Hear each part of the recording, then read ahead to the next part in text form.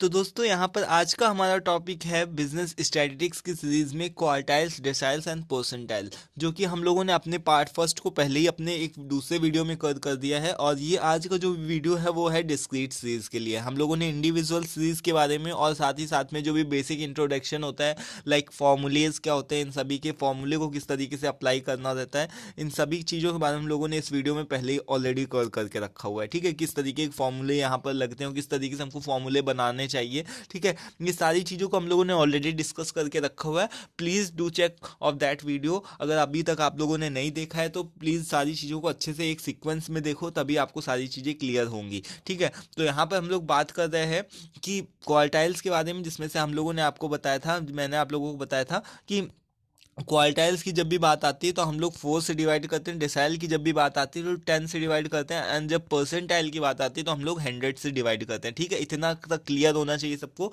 अब किस चीज़ को डिवाइड करते हैं, डैट इज़ कि हम लोग n+1 को डिवाइड करते हैं हर जगह पर। ठीक है, n+1 n+1 n+1, जो भी चेंज होने वाली वैल्यू रहती है वो बस 4, 10 और 100 इतनी चेंज होती है। जब भी हमको कभी भी एक डिनोट करने की बात आती है ना, तो हम लोग क्वार्टाइल को Q से डिनोट करते हैं, डेसाइल को D से डिनोट करते हैं, एंड परसेंटाइल को P से डिनोट करते हैं। ठीक है, और देखिए इन सभी की जो भी मैक्सिमम वैल्यू है, क्वार्टाइल्स मतलब कि 4 को 4 से डिवाइड करेंगे तो जाहिर सी बात है कि 1 ही वैल्यू आ जाएगी। तो इसके जितने पॉसिबल वेज बन सकते हैं, इसके केवल 3 ही पॉसिबल वेज बन सकते हैं। Q3 तक पूछा जाएगा, Q4 Q5 Q6 इतना नहीं पूछा जाएगा। ठीक है, Q3 तक ही पूछा जाएगा। ठीक है, क्योंकि इसके पॉसिबल वेज कितने, Q3 है। इसी तरीके से दोस्तों जो भी डेसाइल की बात आती है, डेसाइल में 10 तक हम लोग डिवाइड करते हैं। ठीक है, तो इसके एक पहले यानी कि D9 तक ही पूछा जा सकता है, ज़्यादा से ज़्यादा D10 का भी नहीं पूछा जाएगा। ठीक है, इसी तरीके से P की अगर बात आती है, परसेंटाइल की बात आती है, तो P से दोस्तों P के कितने पॉसिबल वेज हो सकते हैं, 100 से हम लोग इसको डिवाइड करते हैं तो केवल 99 पॉसिबल वेज हो सकते हैं कि P99 तक ही पूछा जाए। P100 कभी भी नहीं पूछा जाएगा, P101 कभी भी नहीं पूछा जाएगा। ठीक है, तो ये आपको ध्यान रखना है, इनके पॉसिबल वेज इतने इतने इतने हो सकते हैं, और बस जिस वैल्यू को पूछा जाए उससे हमको क्या कर देना है, उसको मल्टीप्लाई कर देना। सपोज दैट कि अगर मैं यहाँ पर P97 लिख रहा हूँ तो हमको इसका फॉर्मूला क्या बनेगा, हमको पता है कि P की जब भी बात आती है तो हम लोग क्या करते हैं, 100 से डिवाइड करते हैं। किस चीज़ को डिवाइड करते हैं, n+1 को डिवाइड करते हैं, और साथ में क्या पूछा है, 97, तो 97 का यहाँ पर मल्टीप्लाई करवा देंगे। दैट्स इट, ये हमारा फॉर्मूला बन गया। और TH लगाना मत भूलिएगा।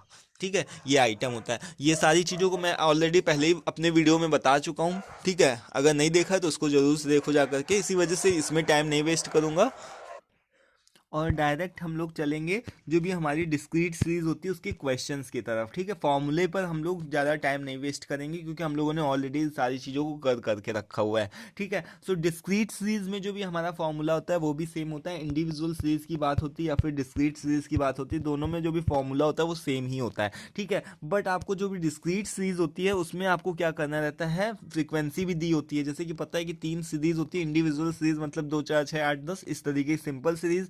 अगर हमारे पास में डिस्क्रीट सीरीज है तो उसमें हमारे पास में एक एफ भी दिया रहता है, यानी कि फ्रीक्वेंसी भी दी रहती है। और जब भी कॉन्टिन्यूअस सीरीज आती है तो उसमें हमारे इंटरवल्स भी दिए रहते हैं, जैसे 0 to 10, 10 to 20। ठीक है, इस तरीके से इंटरवल्स दिए होते हैं तो हमको उस तरीके से पहचान जाते हैं। तो यहाँ पर हमारे पास में इस तरीके की सीरीज दी रखी हुई है। देखिए यहाँ पर हमारे पास में सीरीज दी हुई है जिसमें से एफ भी दिया हुआ है, तो हम पहचान गए यहाँ पर इंटरवल्स है नहीं, एफ दिया, इट मीन्स कि ये हमारी सीरीज कौन सी है, ये हमारी सीरीज जो है वो है डिस्क्रीट सीरीज। ठीक है, डिस्क्रीट सीरीज दी रखी हुई है, तो डिस्क्रीट सीरीज से हम इसको पहचान गए कि डिस्क्रीट सीरीज है। और जब भी डिस्क्रीट सीरीज की बात होगी, अगर आपसे Q1 की मतलब Q D और P पूछेगा तो फिर आपको सबसे पहले उसमें क्या करना है, क्यूमुलेटिव फ्रीक्वेंसी भी निकालनी है। क्यूमुलेटिव फ्रीक्वेंसी मैंने आप लोगों को बताया था कैसे निकाली जाती है जब हम लोग मीन मीडियन मोड सीख रहे थे।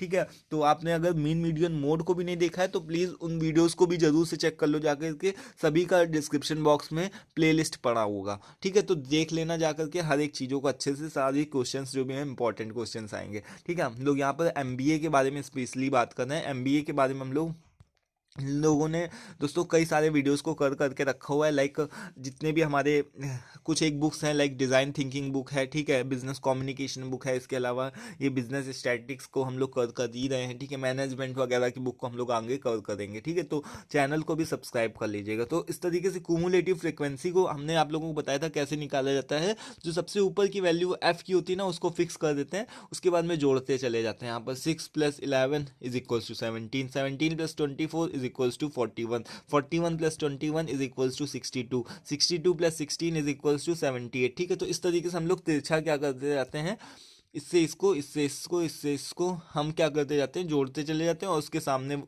वैल्यूज को पुट करते चले जाते हैं, ठीक है। तो इतना समझ में आ गया ना, इतना तो क्लियर है क्यूमुलेटिव फ्रीक्वेंसी कैसे निकालते हैं। एक बार अपने मन से भी निकाल करके देखिएगा, ठीक है। ऐसा नहीं कि केवल वीडियो से देख करके हाँ हाँ हाँ कर दिया, ठीक है, उससे फिर नहीं आएगा समझ में, आपको हो सकता है आपसे गड़बड़ भी हो जाए कभी जो भी एग्जाम्स होते हैं, ठीक है। क्यूमुलेटिव फ्रीक्वेंसी निकल आई, ठीक है। अब हमारे पास में जो भी है पूरा डेटा, जो भी हमने सबको पूरे को एक्स को उतार लिया, जो भी हमारे पास में एक्स है, इसमें हमको असेंडिंग डिसेंडिंग के ऑर्डर की कोई भी हमको बात रहती नहीं है, डायरेक्ट वैल्यूज़ को पुट करना है। एफ को लगा दिया, ठीक है, सी एफ है उसको निकाल लिया। सी एफ को निकालने के बाद में हमारा जो भी लास्ट नंबर होता है सी एफ का, और इन सभी का सम होता है, सिग्मा एफ होता है, वो हमारे यहाँ क्या होना चाहिए, सेम होना चाहिए। तो चीज़ आपको पता है, ठीक है। इसके बाद में यहाँ पर हमारे पास में पूछ क्या रहा है, Q2 की वैल्यू पूछ रहा है, D6 की वैल्यू पूछ रहा है और P90 की वैल्यू पूछ रहा है। अब तीनों का फॉर्मूला हमको पता है, तीनों का फॉर्मूला आपको भी पता है, ठीक है।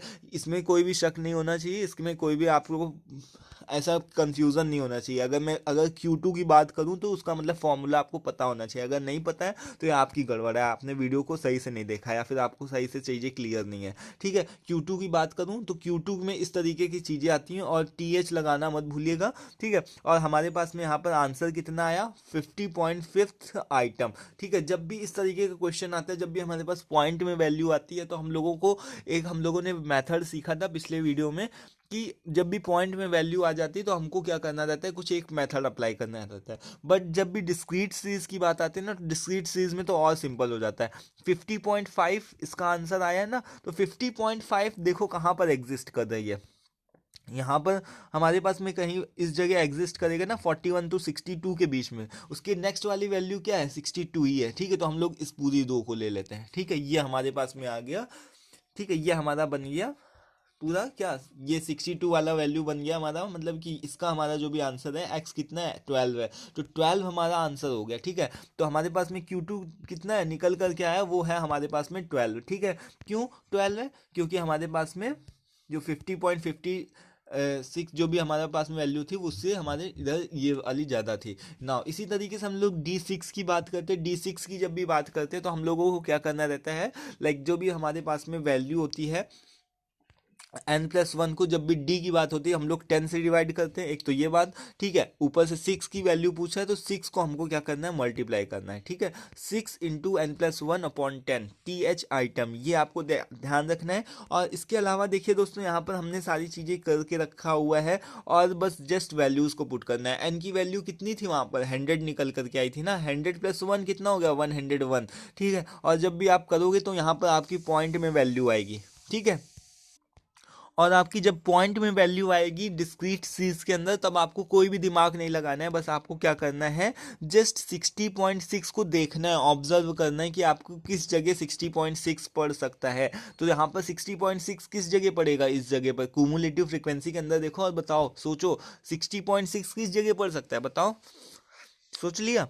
60.6 कहाँ पर पड़ेगा, इस चीज़े के बीच में पड़ेगा, 41 to 62 के बीच में ही पड़ेगा 60.6, है ना। 60.6 इस जगह के बीच में ही पड़ेगा, और उससे बड़ा कौन सा नंबर है, 62, यानी कि ये इससे पास भी है। तो हमारा जो भी है वो हमारा D6 भी हमारा कितना आएगा, आंसर 12 ही आएगा। ऐसा नहीं है समझिएगा कि एक बार जो आंसर आ चुका वो नहीं आ सकता, ठीक है, 12 फिर से आ जाएगा। तो हमारे पास में इसका आंसर कितना आ गया, यहाँ पर सॉरी कुछ गड़बड़ हो गई क्या, अरे हाँ, एक मिनट, यहाँ पर जो भी इसका आंसर है उसी में गड़बड़ है। देखिए यहाँ पर 60 किसके बीच में आ सकता है, 41 से 62 के बीच में ही 60.6 आएगा, है ना। और इससे बड़ी कौन सी वैल्यू, और जो पास भी हो और जो बड़ी भी हो, तो ये बड़ी कौन सी है, 62 ही बड़ी है, ठीक है, और पास भी है 60.6 के, ठीक है। तो हमारे पास में जो आंसर आएगा वो 12 ही आएगा। यहाँ पर 18 हमारा जो है वो गलत आंसर निकल करके आया है, ठीक है। तो ये आपको ध्यान रखना है और इस आंसर को अवॉइड करना है। इस जगह आपको क्या लिखना है, 12 ही लिखना है, ठीक है।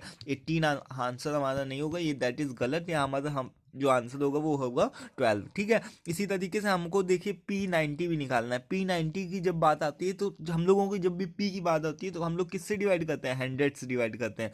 और जब 100 से डिवाइड करते हैं हम लोग, तो हमको क्या करना रहता है यहाँ पर 90, यानी कि 90 से हमको मल्टीप्लाई भी करना है n+1 को, ठीक है। हमने पूरा कर दिया। n कितना होता है, 100 है, 100 + 1 101, 101 को 9 से मल्टीप्लाई करेंगे तो कितना आएगा, ये आएगा, ठीक है। TH आइटम मत रखना भूलिएगा, बार बार बोल रहा हूँ, ठीक है। साइज ऑफ, और यहाँ पर हमारे पास में जो भी हमारे पास में डेटा आया, मतलब जो हमारे पास में आंसर आया वो है 90.9 TH item.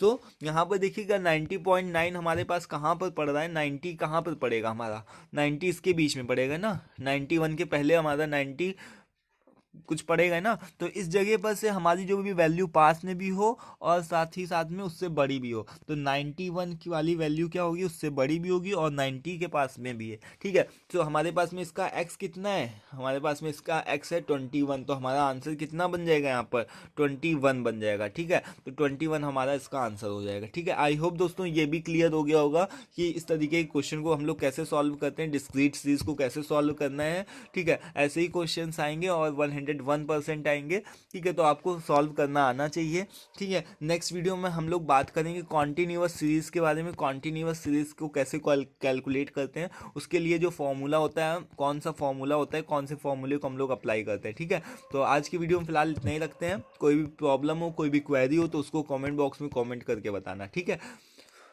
Till then video पसंद आ जाए तो उसको भी लाइक कर लीजिएगा और PDF का लिंक डिस्क्रिप्शन बॉक्स में होगा। Thanks for watching this video and thank you once again.